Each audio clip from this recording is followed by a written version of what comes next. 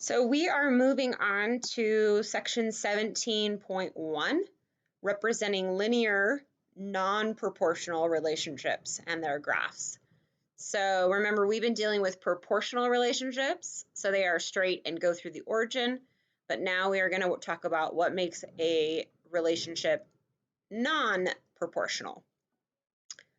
So I can use tables and graphs and equations to represent linear non-proportional relationships. So we've done tables and graphs and equations for proportional. Now we're going to do non-proportional. So a linear equation is an equation that has solutions that are ordered pairs that form a line when graphed on a coordinate grid. So I want you to notice that the root word of linear is the same as the word line. So linear just means that it makes a line or a straight line, okay, because that's the root word. So these equations will make lines. They're going to be straight lines, no curves, no bends, no nothing. Okay, so linear meaning line. Take a moment, pause, make sure you get that down. So linear equations is an equation whose solutions are going to cause us to have ordered pairs. Remember ordered pairs, x and y. Okay, and then when we graph them, they're going to form a line. So here's our first example. We have this equation, y equals 3x plus 2. So notice there's a bit of a difference from the equations for proportional relationships. That with proportional relationships, it was just y equals, say, 3x. Now we've got y equals 3x plus 2. So there's the bit of a change there, is that plus 2. Okay, so it gives the total charges y for one person to rent a pair of shoes and bowl a certain amount of games, X games, at Baxter Bowling Lanes based on the prices shown. Make a table of values for this situation. So we're going to put X at the top like we always would, and that's number of games. Actually, I'm going to do it backwards. We're going to go number of games.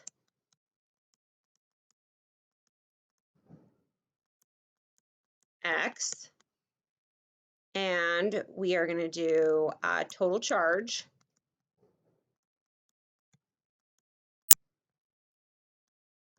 Y. So the most common numbers that we use are -2, -1, 0, 1, and 2. Okay, for our X's. But let's think about that. I can't use -2 for number of games. I can't O games. So we're going to do 0, 1, 2, and actually let's just jump to, say, 5. Okay.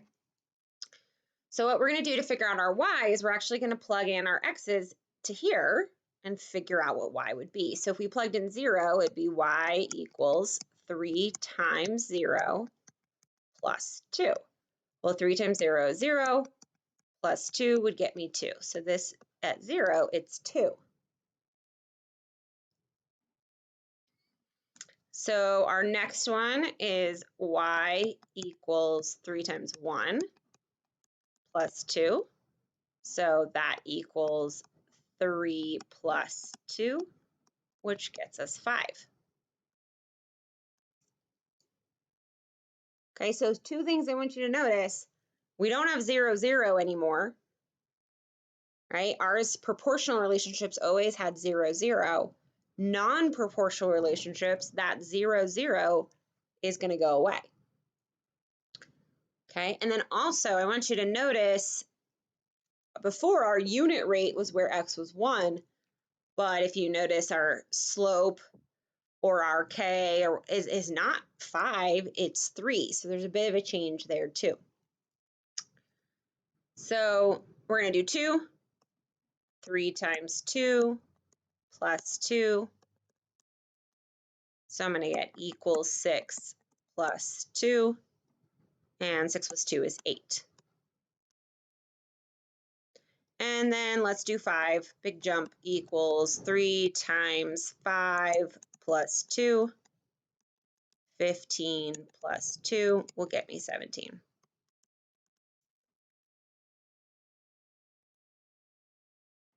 So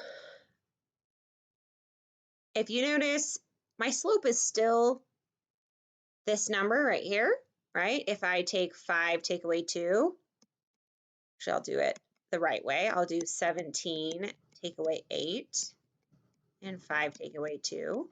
Well, that's 9, and that's 3, which equals 3.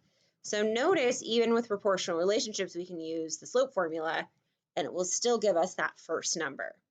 It's just that now we won't have 0, 0. Pay attention to where that 2 is in that equation. Interesting enough, there's that 2. Okay, so let's keep those things in mind. The slope formula still works for non-proportional relationships, still gives us our number next to x. And now instead of 0, 0, we're going to notice that the number with 0 is going to show up in our graph, or I mean, in our equation. Okay, so we've got the diameter of a Douglas fir tree is currently 10 inches when measured at chest height. Over the next 50 years, the diameter is expected to increase by an average growth of 2/5 inches per year. The equation y equals 2/5 x plus 10 gives y, the diameter of the tree in inches, after x years. Draw a graph of the equation, describe the relationship. So we're going to make a table again. So this is years, x, and this is diameter in inches. I'm going to abbreviate that. Okay. Now, before I used 0, 1, 2, and then jump to 5, I'm going to still use 0. Okay, and that's because we're talking about years. I can't go back in time, so I can't use negative numbers. But the difference is I'm not going to use 1, 2, and 5. I'm going to use numbers that I know I'll be able to divide by 5. So I'm actually going to go 5, 10, 15, 20. And that's because of this denominator. Okay, when we have a slope that has a denominator that's not 1, like in the first example, we want to use numbers that can then easily be divided by that denominator. And you'll see why here in a second. So let's do y equals 2/5 times 0 plus 10. That gets us 0 plus 10, which gets us 10. So notice again, 0 is now matched up with the number on the back of our equation. Okay, it's there, it exists, there's a relationship there. So now I'm going to use 5, so I'm going to go y equals 2/5. I'm going to write 5 as a fraction as well, just so it matches with my 2/5 plus 10. So I've got 10 over 5. Well, 10 over 5 gets me 2 plus 10, which is 12. So notice when I had 5s, they kind of canceled each other out. If I had used 1, this would have been 2/5 plus 10. Well, I don't really want to graph 2/5 here, but I could probably graph 12 a little more easily than 10 and 2/5. So same like if I use 2, it'd be 4/5 plus 10. Well, that's not very easy to graph either. All right, so y equals 2/5 times, I'm going to go 10 over 1 plus 10. And I get equals 20 over 5. So 4 plus 10 gets me 14.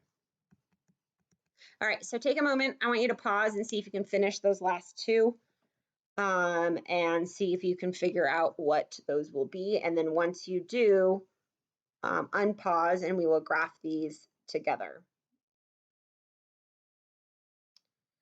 Okay, so for 15, you should have gotten 16. Okay, and then for 20, we would have gotten 18. So you'll notice that all of our numbers are positive and they actually are quite large and growing quite quickly. So what I want to do with my axis is I don't want to just go by 1, 2, 3, 4 because that's not going to be helpful. And I want to make sure that I'm moving by a quick amount. So for the bottom, I'm actually going to go by 5s because my x's go by 5s and that's okay. So I would do 0, 5, 10, 15, 20. I'm going to make each one a 5. Now, it's really hard for me to write on here, so just I'm skipping a line. So I wrote 5, I skipped this one, 10, skip, went 15, skip, and then I'm going to make this 25. Okay. Now, for these, I need to get from 10 to 18 pretty quickly. If I do 2s, 2, 4, 6, 8, 10, 12, 14, that's pretty close. 4, 8, 12, 16, 20, maybe that's a little bit better. Okay, so I'm gonna maybe go by 4s. I think that'll actually fit them a little bit better. So actually, you know what? I'm gonna go by 2s and I'll explain here in a second. So I'm gonna go 2, 4, 6, 8, 10, 12, 14. Okay. So to graph 0, 10, I'm going to put this in black and maybe make my dots a little smaller. I would go 0, and then I would put one right here at 10. And at 5, it goes to 12, and at 10, it goes to 14. So the reason I did that is because I wanted to put this point right here so you could see it, okay? And so I wanted you to see exactly where it hit the axis to show that, look, it doesn't. Okay, so my puppy just peed. And now I've lost my train of thought, so I'm going to try to catch myself back up. So I wanted to graph it here so you could see that it crossed at 0, 10 on the axes instead of at 0, 0. Okay. Now we're not going to connect, actually we're going to connect these because the tree will grow between between each of those moments. Okay. So there it is. So to describe the relationship, we would say it's linear.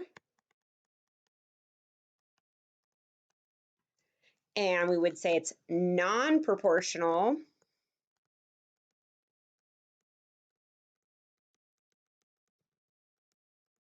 Because it is straight, but it does not go through the origin. Okay, so linear, non-proportional because it is a straight line, but it does not go through the origin. Okay, so Francisco makes $12 an hour during doing a part-time job on Saturdays. He spends $4 on transportation to go to and from work. So the equation is y equals 12x minus 4 gives his earnings in y after transportation costs for working X amount of hours. So we're going to make a table of values for this. Okay, so we need to understand that the reason it is minus 4 is because he has to spend the money. Okay, so he's spending $4, so he loses that every time he travels. So we've got 0 hours, y earnings, and so we can start at 0 because we're not going to go into the negatives because he can't have them owe him hours. You know, 1's always good. Maybe we can just jump to 3 hours and then we can jump to like 7 hours. Okay. So again, we would just plug these into here and figure out what happens. So y equals 12 times 0 take away 4. So that's 0 take away 4, and we actually get negative 4. So y equals 12 times 1 take away 4 equals 12 take away 4, and we would get 8. Y equals 12 times 3 minus 4 36, take away 4, we get 32. Nope, meant to write 8 there. 32. And then y equals 12 times 7, take away 4, equals 84. Take away 4 is 80. So I want you to notice that at 0, it's -4 minus 4. Okay, so that still shows up. And then also, if we found the slope, we're going to notice that that's going to actually show up in our equation as well.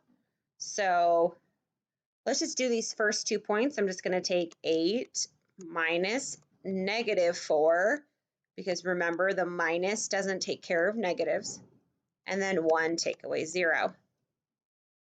So add the opposite. 8 take away plus 4 is actually 12 over 1, and that's really just 12. And look at, there's our 12. So slope still works for non-proportional. It's just that our 0, 0 doesn't work anymore. So I want you to pause, fill in the table. I want you to also find the slope and see if you can match the slope to your equation. So after pausing, the entrance fee for Mountain World theme park is $20. Visitors purchase additional $2 tickets for rides, games, and food. The equation is y equals 2x plus 20. Give the total cost y to visit the park, including purchasing x tickets. So the nice thing is this table's actually filled it in for you, right? And then they started it for you. So the way they got that, right, they plugged in 0. 0 times 2 plus 20 is 20. So we're going to do the rest of them. So 2 times 2, 4, plus 20, 24. 2 times 4, 8, plus 20, 28. 2 times 6, 12, plus 20, 32. And 2 times 8, 16, plus 20, 36. So then if you checked your slope, right, any of these that you got, I'm just going to pick the first two because it tends to be easier. So 24, take away 20, over 2, take away 0. 4 over 2 equals 2. And look at that. You should have gotten your slope. But it shouldn't have mattered where you did it. You should have gotten 2 no matter which set you did once you reduced it. So some things to remember, the graph of a proportional relationship is straight and a line through the origin. Remember, your constant rate of change is the same as slope.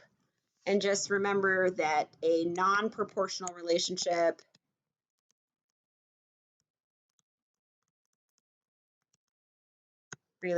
will not go through the origin.